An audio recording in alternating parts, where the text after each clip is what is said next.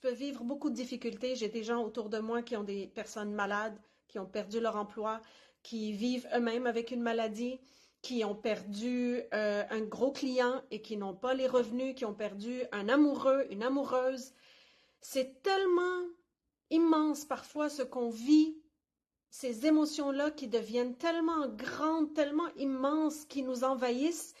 Et t'as une personne avec toutes les belles intentions du monde, sincèrement, je sais que les intentions sont bonnes, je sais que les intentions sont là, et elle te lance librement comme ça, la petite, c'est comme dans un biscuit chinois, choisis le bonheur. Et toi, t'es comme, ok, ben, je vais faire ça.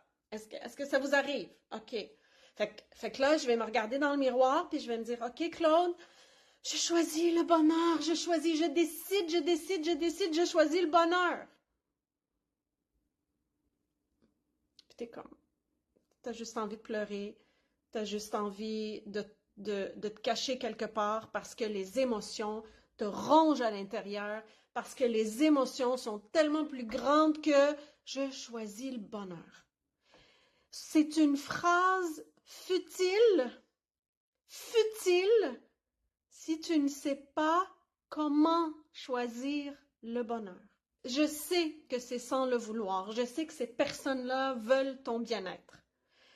Mais ce qu'il faut comprendre dans ces situations-là, c'est qu'il y a deux types de personnes. Il y a celles qui sont prédisposées au bonheur et celles qui doivent travailler pour leur bonheur. Et si tu ne sais pas comment travailler pour gérer tes émotions, comment libérer les émotions qui t'envahissent, comment canaliser tes émotions, tu peux bien vouloir choisir le bonheur, tu as encore ton coffre d'outils qui est vide et que tu te sens encore pire. C'est comme de l'intérêt composé sur des émotions qui sont déjà négatives. Est-ce que ça fait du sens pour toi? Est-ce qu'on t'a déjà balancé, mais décide d'être heureuse, c'est un choix. OK, mais comment? Le how, le comment je fais pour y arriver? C'est bien beau ce que tu me dis, mais je sais vraiment pas comment y arriver. Alors, c'est hyper frustrant. Alors, arrêtons de donner des conseils à 5 piastres, s'il vous plaît, parce que la personne se sent pire. La personne, elle va essayer. Elle va se réveiller le matin, elle va essayer, elle va se regarder dans le miroir et elle va dire, je choisis le bonheur, je décide. Puis c'est comme des criquets autour d'elle parce que c'est hyper dévalorisant de ne pas savoir comment canaliser tes émotions. J'aimerais démystifier cet accès au bonheur si facile en disant choisis. Parce que, guys, sincèrement, si c'était si facile, tout le monde dirait je choisis le bonheur, right? C'est tellement important de savoir qu'il y a une prédisposition au bonheur et même si on n'est pas prédisposé au bonheur, il y a des façons pour augmenter ton bonheur, ton degré de bonheur. C'est reconnu, ça a été étudié en neurosciences, il y a une façon. J'en parlerai une autre fois. Et le deuxième ingrédient, c'est des mécanismes de gestion des émotions. Il y a des gens qui l'ont comme une option dans une voiture. Si tu n'as pas l'air climatisé, ben, tourne la manette. Toi, t'es comme, OK, mais je la tourne, mais il y a juste du vent chaud. Et tu te sens incompétente parce que dans le fond, si tu n'as pas l'option de l'air climatisé, tourne la manette. T'es comme, je la tourne, mais il n'y a pas d'air froid. Impossible. Tourne-la encore, plus fort, plus fort. Guys, il n'y a pas d'air climatisé. L'air froid ne sortira pas jusqu'à temps que j'installe l'air climatisé dans la voiture. Il y a des solutions, il y a un chemin pour construire ton bonheur. Il y a un engagement, il y a différentes techniques, puis il y a des techniques qui ne fonctionnent pas avec tout le monde. Il faut vraiment se connaître soi-même. Il y a tellement d'outils pour comprendre c'est quoi tes émotions. C'est pas juste de les libérer. Parce que je peux bien libérer mes émotions. Mais si elles reviennent, j'en fais quoi? Il faut travailler à la source, à la racine. Il faut travailler sur quelque chose pour déraciner, changer complètement ta perception de la situation pour être capable d'avancer et de changer ta vie. Et je vais vous dire quelque chose, ces mécanismes-là, c'est ta responsabilité. Parce que entre nous, le syndrome de Cendrillon, je l'ai eu très longtemps.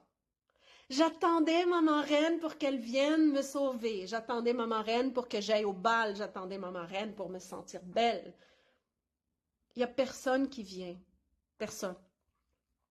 Personne.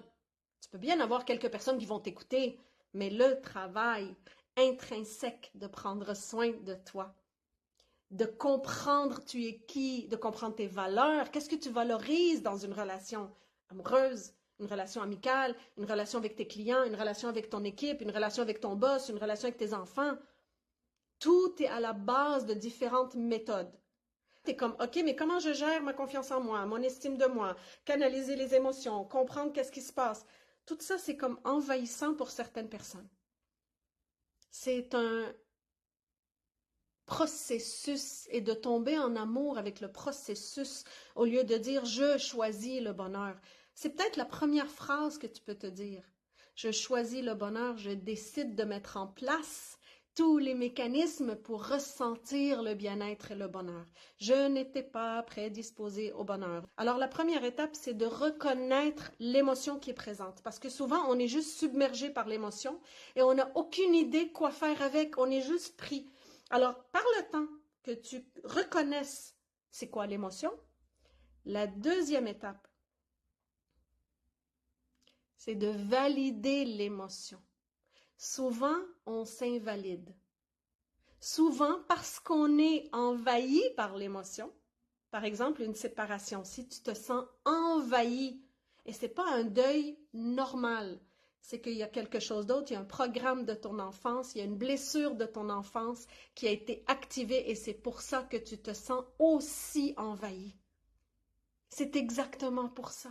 Parce que des deuils, tout le monde est capable de les vivre, tout le monde est capable de vivre les émotions négatives, mais quand je deviens clouée et je suis incapable de fonctionner sur une longue période, je ne parle pas d'une période de deuil très normale. Puis quand je dis normal, c'est très personnel aussi, sauf que si ta période de deuil, de la perte d'emploi, de la perte de quelqu'un cher, de la perte d'une relation, la perte de peu importe, elle dure et tu t'enlises. Il n'y a pas les différentes phases, c'est qu'il y a une blessure à l'intérieur de toi et tu essaies de la gérer du mieux que tu peux. Des fois, ça peut être juste en te couchant toute la journée. Des fois, ça peut être en prenant de l'alcool, en voyant tes amis, en t'étourdissant. Est-ce que tu prends du temps réellement pour toi? Puis c'est pas en écoutant Netflix puis en lisant un livre. Vraiment, réellement pour comprendre qu'est-ce qui se passe ici. Le jour que j'ai commencé à écouter ce qui se passe ici, à l'intérieur de moi, j'ai validé que, OK, si je vis cette émotion envahissante, j'ai fait le lien avec mes patterns, j'ai fait le lien avec les besoins fondamentaux que je n'ai pas reçus quand j'étais enfant. C'est pour ça que je me sens comme ça. Et le programme Je suis, il est fait d'une façon où ce que tu collectes ton information, tu comprends pourquoi tu vis ça et tu réalises que ce n'est pas l'adulte qui vit ça, mais c'est bien l'enfant qui vit ça. Et c'est pour ça que c'est si envahissant à l'intérieur de toi. Tu te sens démuni. Et quand quelqu'un vient te dire « Choisis le bonheur, Claude! » Et ça me rappelle, moi, quand j'étais pas bien, puis j'avais les petites phrases à 5 piastres. Journal. OK, journal quoi? Mais j'écris quoi dedans? Comment tu te sens? OK, puis après, prends un bain. OK, puis après, prends des vacances. OK, puis après. Est-ce que tu as déjà vécu ça? Est-ce que tu as déjà ressenti le « mais encore ». Puis oui, ça se peut que le temps passe, puis ça se peut que tu te sentes un peu mieux, mais tu n'as jamais réglé à la source.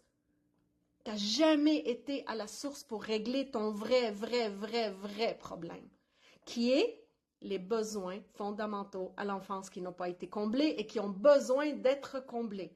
Donc, chaque émotion, c'est de reconnaître que tu as l'émotion, valider l'émotion avec tous les liens que tu fais à travers la connaissance de soi. Et après, c'est la réparation. C'est la transformation. C'est tellement puissant, la transformation, et souvent les gens ne s'en vont pas là. Ils vont collecter de l'information, puis ils vont arrêter là. Et là, ils vont juste collecter de l'information et recollecter de l'information, des masterclass, des livres, mais ils ne vont rien réellement pratiquer pour se comprendre. Ça se peut que tu l'essayes, puis tu n'es pas capable de le faire toute seule, mais tu ne demandes pas plus d'aide à quelqu'un pour te guider. Déjà, tu n'as pas les mécanismes de coping. Comment tu veux le faire toute seule? Si tu as quelqu'un qui te l'explique, tu as quelqu'un en 2 secondes qui est capable de faire les liens puis te dire pourquoi tu te sens comme ça, pourquoi tu réagis comme ça et comment tu peux changer. Parce qu'il y a la collecte de l'information, il y a la transformation et il y a l'intégration. Et c'est tellement beau ce processus de connaissance de soi. Puis ce qui est vraiment magique et magique et magique et magique et magnifique, c'est lorsque tu es consciente que tu es en train de mettre tes limites. Tu es consciente que tu n'es pas en train de te laisser faire par quelqu'un qui est narcissique ou égoïste. Tu es consciente que cette personne ne répond pas à tes besoins relationnels et tu mets tes limites et tu prends des décisions pour toi. C'est tout un processus de se choisir avant les autres, de briser les patterns, de savoir que c'est un programme qui s'est déclenché et comment je désamorce le programme. Quand je me sens abandonnée, quand je sens que je deviens codépendante, quand je sens que je suis dans l'assujettissement, quand je sens que je suis dans l'imperfection, ce sont des schémas. Je sais que ça vient de quel besoin qui n'a pas été comblé. Je le sais, j'ai fait le travail. Je l'ai tellement fait que je sais exactement pourquoi je me sens comme ça. C'est pas l'adulte en moi, c'est l'enfant. Quel besoin j'ai besoin, quel besoin elle a besoin et je lui donne et je désamorce. Pourquoi je me sens coupable? Pourquoi je me sens coupable de mettre mes limites en disant à ma mère, je ne peux pas venir te chercher aujourd'hui? Parce que ton pattern, c'est d'être la sauveuse. Ton pattern, c'est de toujours te mettre à plat devant tout le monde. Est-ce une urgence? C'est pas une urgence. Qu'est-ce que je valorise, moi? Je valorise des relations authentiques. C'est tout un processus que j'ai créé qui s'appelle la méthode EVA, qui est basée sur l'émotion, le besoin derrière l'émotion, qu'est-ce que je valorise et l'action qui va m'aider à me rapprocher de mes valeurs. C'est pas facile. C'est vraiment pas facile, mais les valeurs, c'est intrinsèque. Et quand on les met en lumière, il y a quelque chose de puissant qui se déclenche en toi. Je ne peux pas accepter quelque chose qui est contre mes valeurs, à moins que j'ai peur de l'abandon. J'ai peur du rejet. Je plie sur mes valeurs. Je plie sur mes valeurs pour survivre. Tu vois comment c'est puissant survivre et les émotions peuvent t'envahir, elles peuvent t'engloutir si tu n'as pas la façon de les modifier et de les changer. Ça ne me tente pas de rester dans une relation où ça me fait revivre mes émotions du passé avec mon père, avec ma mère. Mais je n'aimais pas ce sentiment. Pourquoi je vais les revivre aujourd'hui à l'âge de 50 ans? Pourquoi? Au nom de quoi? C'est au nom de la sécurité émotionnelle parce que tu es codépendante, parce que tu as une carence affective, parce que tu sens que tu es dans l'imperfection, parce que tu crois que tu ne mérites pas l'amour, parce que, il faut bien les identifier. C'est parce que pour pouvoir vraiment apprendre à t'aimer, apprendre à sécuriser cette partie de toi, la petite qui a besoin, tu es en train de donner sa garde à quelqu'un d'autre qui reprend les blessures de son enfance. Est-ce que je donnerais ma fille Chloé et Léa à la garde à quelqu'un d'autre? Non, jamais! Je suis la maman, je suis responsable, je suis là pour les écouter, pour les éduquer, pour les encourager, pour les amener à leur plein potentiel. J'ai pas envie que quelqu'un d'autre prenne la garde et la charge. C'est moi. Alors pourquoi je donne à la petite Claude, à un amoureux, à un client, à un boss, la charge de s'occuper de ses besoins et de la décevoir et de la refaire vivre ses émotions d'enfance, mais je me fais violence. Alors, arrêtons de dire choisissons le bonheur, choisissons une façon d'arriver au bonheur et de le construire. C'est ça qu'il faut dire. Si jamais vous arrivez à dire à quelqu'un choisis, décide, reprenez-vous. Pour l'amour du ciel, reprenez-vous. Et dites-lui, va trouver la façon, ça existe. Faites juste lui donner de l'espoir. Je suis partie de loin, je souffrais de mutisme, de codépendance, d'imperfection, d'assujettissement, de rejet, d'abandon. Écoutez, la liste est longue. Toute la réparation, le healing interne m'a amené à prendre la parole, à redevenir qui j'ai toujours été avant que la vie me passe dessus. Vous n'avez aucune idée comment construire vos mécanismes de coping? Programme Je suis. Tu n'as aucune idée comment gérer tes émotions? Programme Je suis. Tu n'as aucune idée comment construire ton estime de toi, bâtir une confiance inébranlable, nettoyer tes mémoires affectives, changer tes croyances. À la base de tout, c'est les pensées qu'on a. Et ces pensées-là ne viennent pas de nous, c'est que tu as entendu les histoires, tu as entendu ce que les gens ont dit. Tu as interprété les comportements de tes parents pour toi. Et ce qui est arrivé, c'est que tu as créé des mécanismes pour gérer tout ça. Et tu as grandi en étant peut-être une sauveuse, peut-être une égoïste. Ce que je doute très fort dans ce groupe-là, c'est souvent les femmes qui se donnent à fond. C'est celle qui sent qu'elle doit toujours contribuer. Elle ne peut pas juste arriver et accepter de se faire gâter, s'il vous plaît. Ces émotions-là, dans le module 2 du programme Je suis, c'est tout un processus qui est de comprendre qu'est-ce que tu valorises, de comprendre quel est ton besoin derrière. Et ces émotions-là, si elles sont tellement fortes, si elles sont envahissantes, c'est parce que ça vient d'une blessure de l'enfance, d'un besoin fondamental qui n'a pas été comblé, d'être vu, d'être entendu, d'être connu, d'être aimé, sécurisé, protégé. Alors moi, je n'accepte plus aujourd'hui de revivre mes blessures d'enfance en relation. Et tous ceux et celles qui choisissent d'être seuls au lieu de revivre ça, c'est qu'elles s'empêchent de trouver des personnes exceptionnelles dans leur monde, dans leur couple, dans leurs amis, dans leur entourage. Et la plupart du temps, on va trouver des amis qui nous ressemblent. Après ça, c'est la relation amoureuse qui vient trigger énormément. J'espère que ce contenu t'a vraiment aidé à mieux te comprendre. Je t'invite à t'abonner à la chaîne et assure-toi d'activer la cloche de notification pour ne rien manquer.